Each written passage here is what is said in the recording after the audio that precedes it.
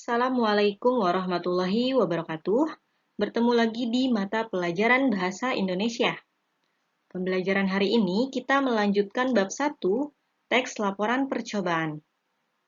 Materinya yaitu menyusun teks laporan percobaan. Silakan simak dengan baik videonya. Selamat belajar.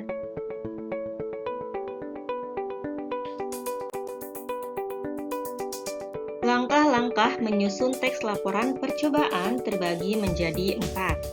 Kita lihat langkah yang pertama, menentukan tema dan judul percobaan.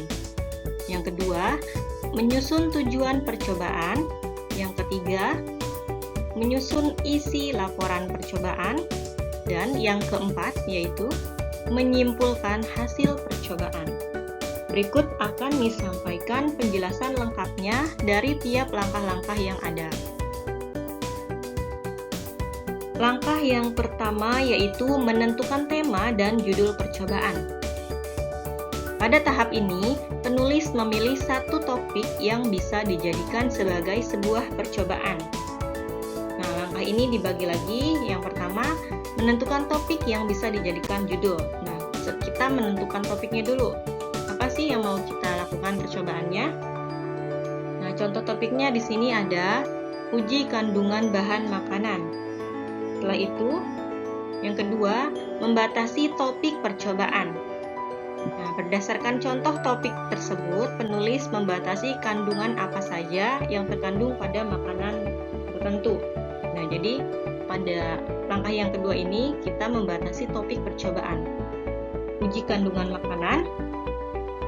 Misalnya kita membatasi kandungan makanan itu kan sangat banyak ya. Di sini kita penulis bisa membatasi kandungan apa saja sih yang ingin dilakukan percobaannya. Misal ada kandungan karbohidrat, protein, lemak, dan glukosa. Nah, ini contoh dari membatasi topik. Hanya di kandungan 4 itu tadi saja. Langkah yang kedua, menyusun tujuan percobaan.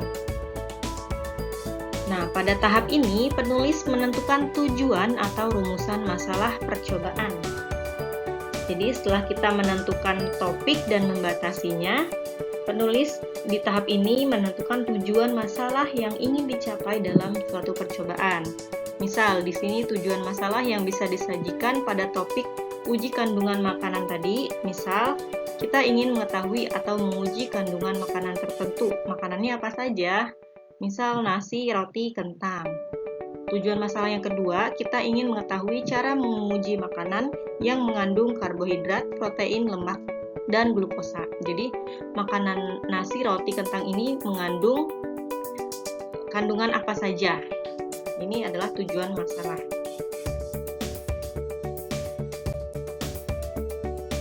Langkah yang ketiga yaitu menyusun isi laporan percobaan.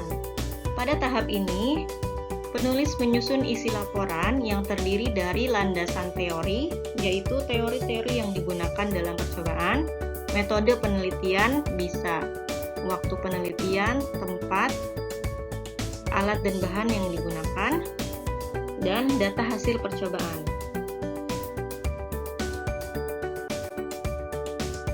Langkah yang terakhir yaitu menyimpulkan hasil percobaan. Pada tahap ini, penulis menyimpulkan hasil percobaan sesuai tujuan yang ingin dicapai sebelumnya dan membuat daftar pustaka. Menyimpulkan hasil percobaan ini bentuknya berupa paragraf deskripsi. Biasanya simpulan itu diawali dengan kata jadi, berdasarkan hasil percobaan uji kandungan makanan tersebut, dapat dikatakan bahwa Nah, dilanjutkan dengan hasil percobaan yang sudah dilakukan. Selanjutnya yaitu menulis daftar pustaka. Nah, untuk daftar pustaka sudah dipelajari sebelumnya di materi kebahasaan ya. Nah, itulah langkah-langkah umum dalam menyusun teks laporan percobaan.